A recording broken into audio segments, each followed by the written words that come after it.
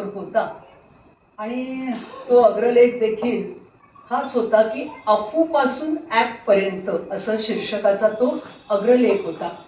आणि आज बजेट, त्या बजेटच्या संदर्भामध्ये एकूण आपले जे आर्थिक सल्लागार देशाचे ते काय सांगत आहेत की कोणत्याही परिस्थितीमध्ये आता आपली जीवनशैली बदलायला पाहिजे, त्याचा थेट परिणाम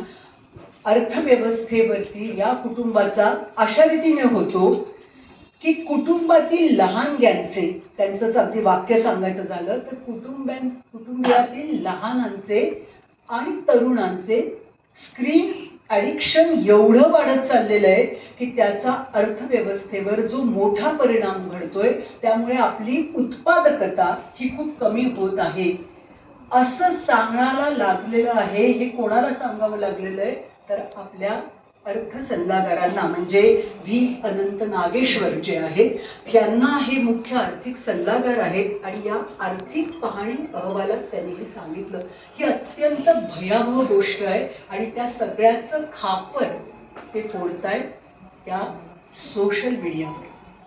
तेव्हा मला माहिती नव्हतं की आपला विषय कुटुंब रंगलंय समाज माध्यमात हा तसा थोडा रंजक